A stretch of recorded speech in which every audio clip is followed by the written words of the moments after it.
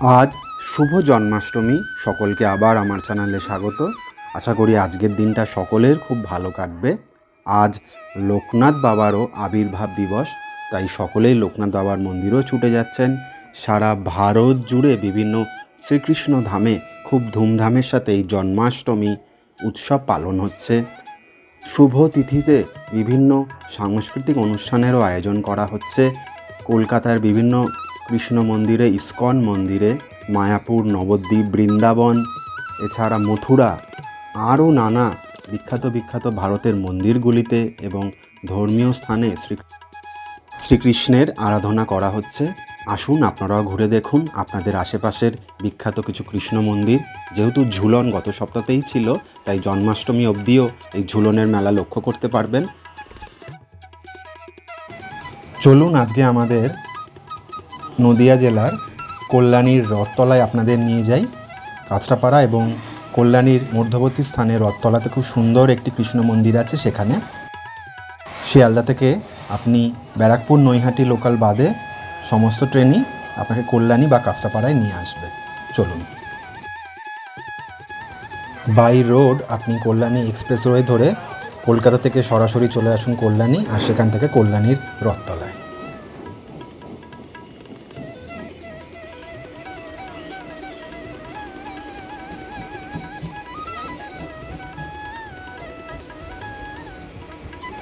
জয় শ্রী রাধাকৃষ্ণ। চলুন আপনাদের ঘুরিয়ে দেখাই কৃষ্ণ মন্দির।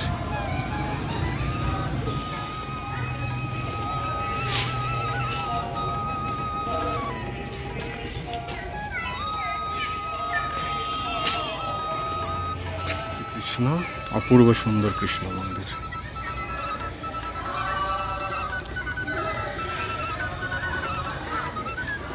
আসুন ঘুরে দেখুন কল্যাণী বা কাঁচরাপাড়ার রথতলার গোপালজিওর মন্দির। ওই উপরে ওখানেও ছোট্ট কৃষ্ণ রাধা রয়েছেন, আর 5টি মঙ্গল ঘট রয়েছে। অপূর্ব, আশা করি ভালো লাগলো সকলের। অপরূপ সুন্দর এই শ্রীকৃষ্ণ মন্দির, যার সংস্কার করা হয়েছে, সুন্দর করে রং করা হয়েছে। তাই আপনাদের সকলের কাছে অনুরোধ, মন্দিরের গায়ে কোনো রকম রং বা দাগ দেবেন না। এই সকল মন্দির আমাদের ঐতিহ্য, একে রক্ষা করা আমাদেরই দায়িত্ব। কি সুন্দর লাগছে একে রং করার পর। দেখুন এর সুনিপুণ কারুকার্য আমাদের মুগ্ধ করে। পোড়া মাটির কাজ এবং নানা দেবদেবীর মূর্তি এখানে আঁকা রয়েছে, যা মন্দিরকে অপূর্ব সুন্দর রূপ দিয়েছে। আসুন ঘুরে দেখি এই শ্রীকৃষ্ণ মন্দির।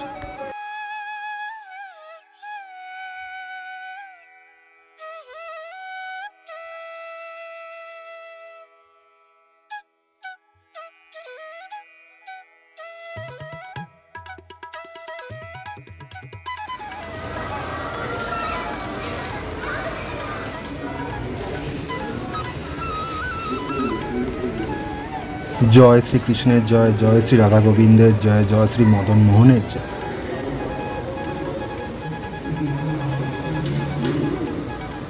একটা প্রণামী ফুল দেবেন, একটা ফুল দেবেন। ঠাকুরের থাকলে সবাই প্রসাদ পাবে।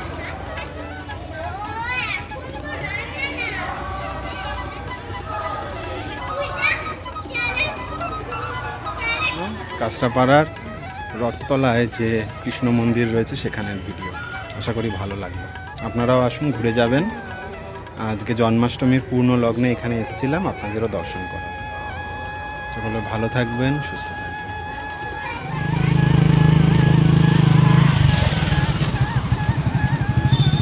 রথতলার এই শ্রীকৃষ্ণ মন্দির। এই মাঠে মেলাও বসবে, পুজোর সময় আসুন। পাশেই রথতলার বড় প্যান্ডেল তৈরি হচ্ছে, সেটা দেখা যাচ্ছে।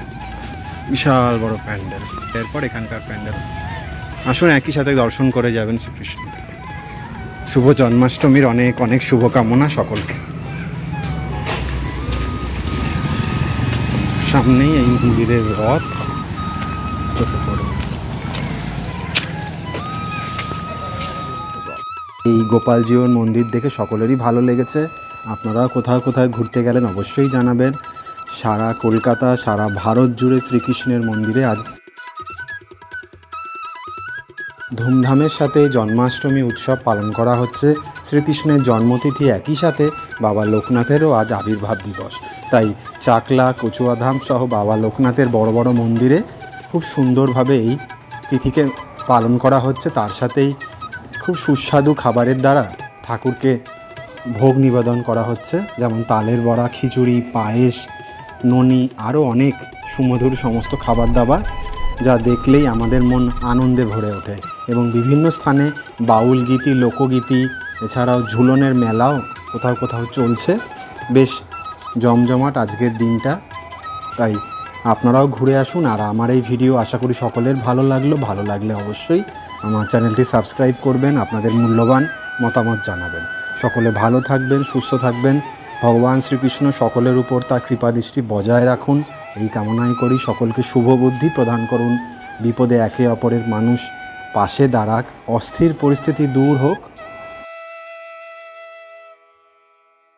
গতকাল ছিল 15ই আগস্ট, আজকে জন্মাষ্টমী এবং আগামীকাল মা মনসার পুজোর দিন।